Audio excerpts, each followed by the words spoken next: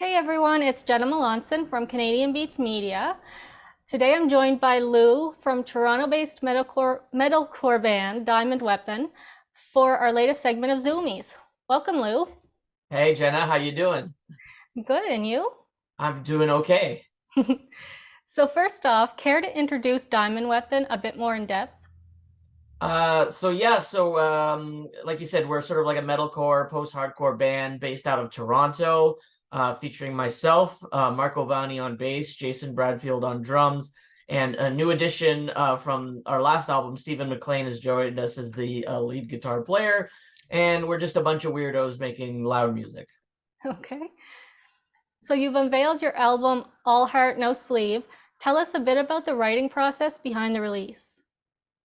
So most of these songs were actually probably written between January 2021 and December of last year. So a lot of them were written at the height of the pandemic, and a lot of the themes and everything like that of the music has to do of what we were experiencing during the pandemic, like loneliness, heartbreak, loss, things like that. So I think a lot of the album was us working through those emotions and coming to grips with them, and yeah, that's pretty much it.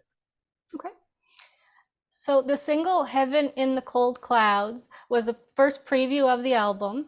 Was there a specific reason you chose this as a single? I think we all came together as our band, and we just decided, as like, what is the strongest song on the album? What is the song that will get people hooked in? And I think that was the one, and it was because it was unanimous. We all agreed it's like Okay. that's the one. It's a song that our bass player Marco actually primarily wrote all the music to, and he brought it into practice. We're like, let's change this, let's put this part Mhm. here and stuff like that, and it came out to something that we were all very happy with. So I think when we were trying to decide, what's the song that best represents the album, what's the song that best represents the musical direction we're going, that was the one we chose. Okay. You also unveiled a video for the single. What was the highlight of the video shoot? Um, you know what? It was for me personally, on the side, in addition to working in a or being in a band, I work at the University of Toronto as a program administrator, and we needed a whole bunch of extras for the shoot, and a whole bunch of my students came out to support the band. And that Awesome. actually meant a lot to me. I'm like, you know, I'm still young and hip enough where students will want to be like part of these projects and stuff like that. So that was really cool for me, and for me it was like the highlight of the shoot. Definitely. The album follows your previous EP, Eyes. How would you say your sound has evolved since that release? um that is a good question. I think we've started to sort of like create our own little niche in sort of like the post-hardcore and hardcore and genre in general, where a lot of our early stuff is very, very influenced. You can hear the influences of the bands that we're influenced by, like La Dispute, like At the Drive-In, like Refuse. Now I think we're sort of like developing our own style. I think Steven joining the band actually has to do a lot with that. um he His vocal style, he does a lot of the more vocal, the dirty vocals, which allows me to focus more on the clean vocals, and then just the off play of what we're doing with each other is kind of fresh and kind of has given us this new, like, just new ideas and new directions to take our music. So I think all of those have kind of like shifted what direction we go to musically, and I think it's a little bit more mature. And I think just like the themes of us being 2 years older than when Eyes came out, are just, we're more ingrained in adulthood at this point. So I think Yeah. that that's also reflected in like the songs and the lyrics. Yeah. Okay, so do you have any upcoming shows to tell us about?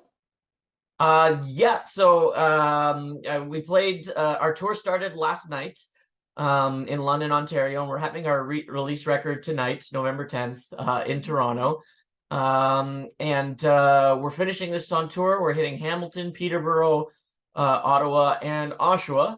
And it is our hope, probably in the new year, maybe in the springtime, once the snow is melted and traveling in a van is a little bit safer. We might do a larger scale, sort of like Canadian tour, maybe starting with the Quebec and the East Coast.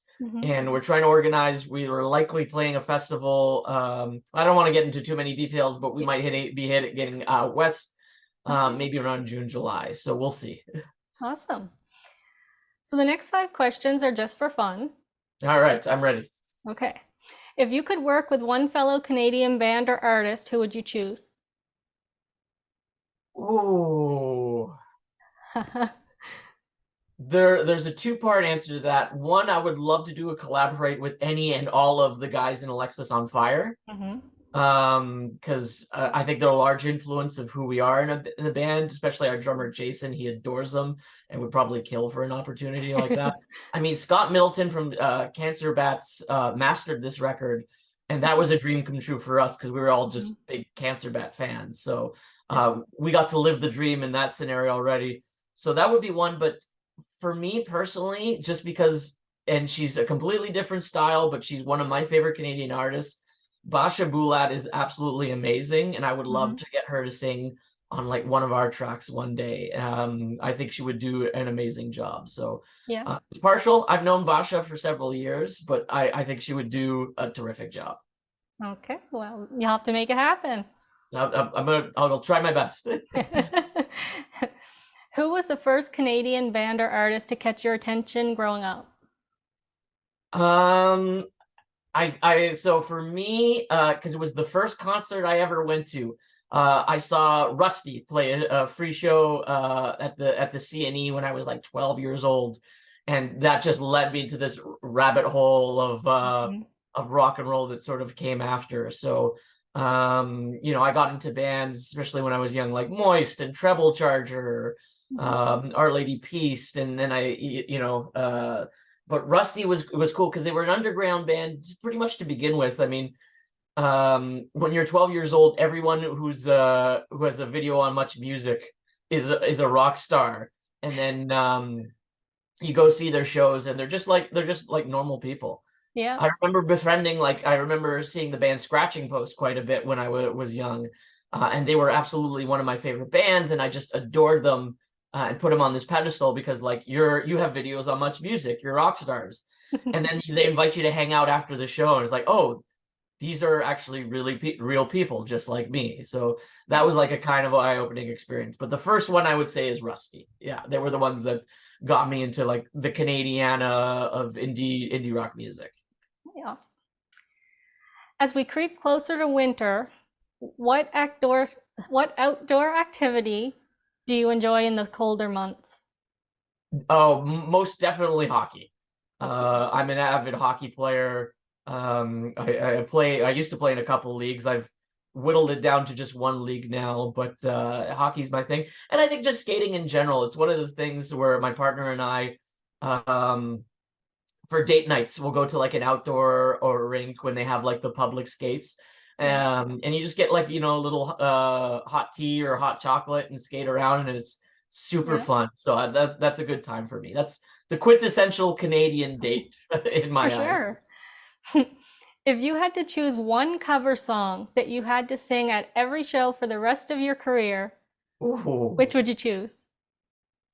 You know what? That's an interesting question because we're debating potentially doing an all covers EP and putting it out next year. Usually as a policy, our band has a no covers policy at any shows. Okay. We usually break it for Jason's birthday because he's just like, I want to do a cover song for my birthday. We're like, okay. So we thought maybe for like Jason's birthday next year, releasing like an all covers EP and maybe doing like a correlating show. For me, if I had to pick one, and maybe it'll be on the EP, I think it would be One Arm Scissor by At the Drive-In. I think I would have a good time doing that one. Okay, awesome. Last but not least, is there a movie you can watch over and over and never tire of? Yep, and it's The Sandlot. Okay. It's the movie that it was my favorite movie growing up. And I identified with all the kids in that movie in a different way, but I feel like they all summarize me, and that's why I think I enjoy that movie so much. to the point where yeah, I can watch it over and over again. That and Bloodsport with Jean-Claude Van Damme. Like Okay. there's just a weird sort of like charm to him in that movie that I really relate to. And my partner actually is too. She loves action movies, so it's great. But that's one we'll watch together and just have it and enjoy. So those were the two I would pick. But if I had to pick one, I'll lean with The Sandlot. Okay, awesome. So that's it for Zoomies. Thanks for joining me and congrats on the new album. Thank you very much, Jenna. Much appreciated.